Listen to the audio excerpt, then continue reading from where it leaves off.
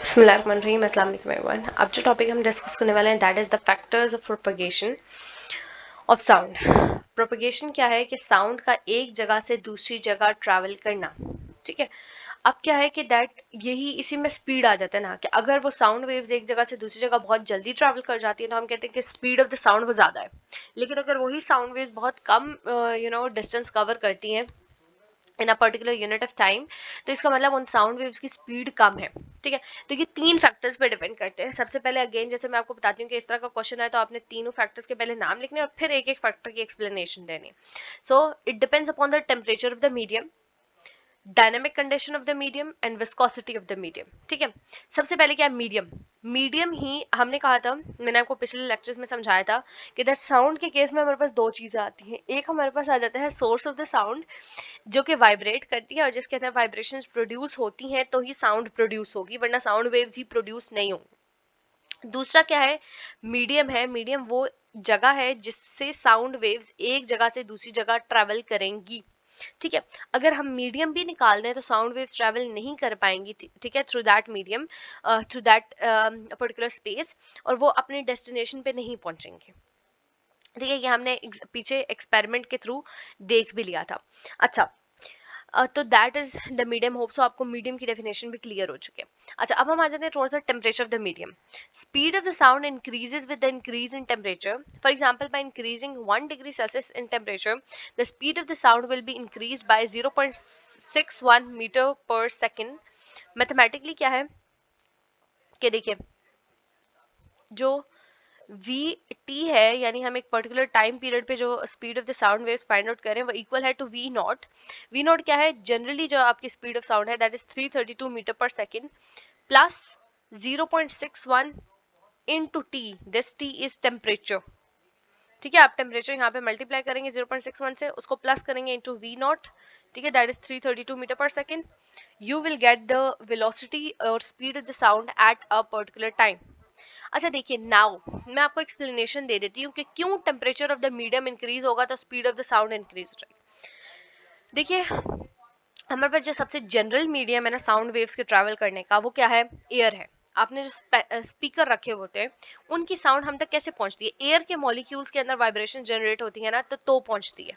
ठीक है, अब क्या होगा कि हमें पता है कि दैट जो जो हम गैस के मॉलिक्यूल्स, क्योंकि air contains different type of gases, right.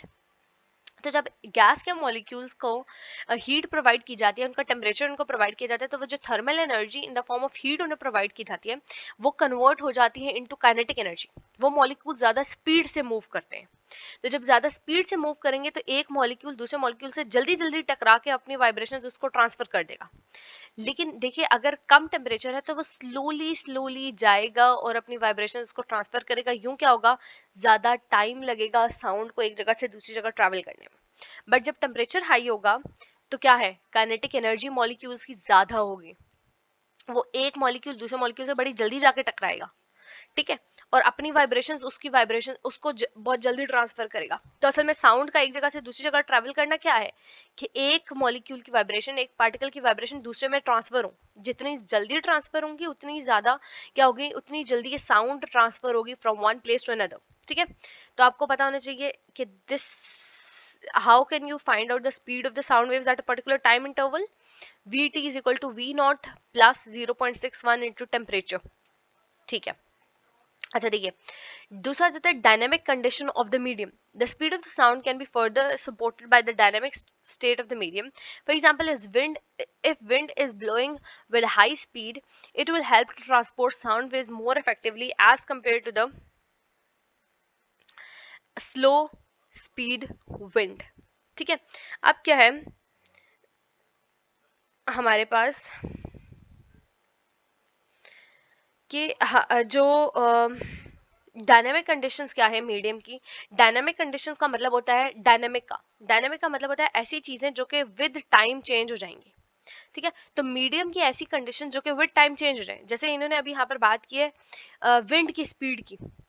अगर आपकी जो एयर है सपोज, जो जिसने लेके जाना है साउंड वेव्स को एक जगह से दूसरी जगह, अगर वो एयर बहुत स्लोली मूव कर रही है, ठीक है, तो जाहिर सी बात है उसके पार्टिकल्स बहुत स्लोली मूव करेंगे, तो साउंड क्या होगा, एक जगह से दूसरी जगह बहुत स्लोली ट्रांसफर होगा। लेकिन अगर यही जो एयर है वो बात बहुत फास्ट ब्लो कर रही है, बहुत फास्ट मूव कर रही है, तो क्या होगा कि दैट जो साउंड वेव्स हैं वो एक जगह से दूसरी जगह बहुत स्पीड में ट्रैवल करेंगी। क्यों? क्योंकि जब विंड ज्यादा ब्लो कर रही है, मीडियम बहुत उसके पार्टिकल्स बहुत ज्यादा ज्यादा फास्ट मूव कर रहे हैं, तो क्या होगा कि वाइब्रेशंस एक जगह से दूसरी जगह जल्दी ट्रांसफर होंगी, और यूं साउंड एक जगह से दूसरी जगह जल्दी ट्रांसफर होगा।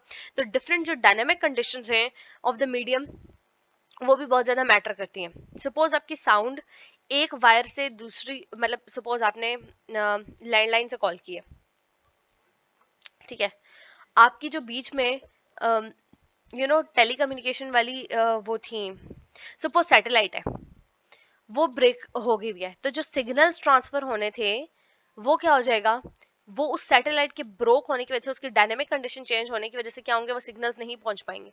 यूं speed of the sound delayed हो जाएगी या बिल्कुल जीरो हो जाएगी, साउंड पहुंचेगी ही नहीं। ठीक है, तीसरा हम आ जाते हैं towards the viscosity of the medium, यानी थिकनेस ऑफ द मीडियम। ये हम पहले भी ऊपर डिस्कस कर चुके हैं जब हमने जो है वो डेंसिटी ऑफ द मीडियम को स्टडी किया था, if you remember this point. तो ये मैं आपको बहुत डिटेल में एक्सप्लेन कर चुकी हूँ कि डेंसिटी ऑफ द मीडियम कैसे अफेक्ट करता है। देखिए, जनरली मैं आपको एक एक्सप्लेन करती हूँ, फिर मैं आपको ये पढ़ के सुना देती हूँ। ओके, देखिए, एक ऐसा मीडियम है जिसके पार्टिकल्स एक दूसरे के बहुत पास है, ठीक है, एक दूसरा मीडियम है जिसके पार्टिकल्स एक दूसरे से बहुत दूर है।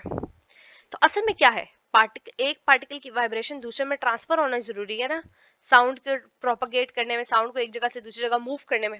ठीक है, तो वो पार्टिकल, वो मीडियम जिसके पार्टिकल्स बहुत नजदीक होंगे, वो जल्दी जल्दी अपनी वाइब्रेशन एक जगह से दूसरी जगह ट्रांसफर करेंगे, तो साउंड क्या होगा, बहुत तेजी से एक जगह से दूसरी जगह मूव करेगा। जबकि वो मीडियम जिसके पार्टिकल्स एक दूसरे से बहुत दूर होंगे, वहां क्या होगा कि वहां पे जो वाइब्रेशंस हैं वो बहुत मुश्किल से ट्रांसफर होंगी, देर से ट्रांसफर होंगी, और यूं speed of the sound it would decrease. तो देखिए, ऐसा मीडियम जिसके पार्टिकल्स एक दूसरे से बहुत करीब होते हैं उसे डेंस मीडियम या विस्कस मीडियम कहा जाता है। जबकि वो मीडियम जिसके पार्टिकल्स एक दूसरे के करीब नहीं होते वो लेस डेंस मीडियम होता है या लाइटर मीडियम होता है। ठीक है, ये नॉन विस्कस मीडियम हो जाता है। ठीक है, तो ये बात आपने देखनी है।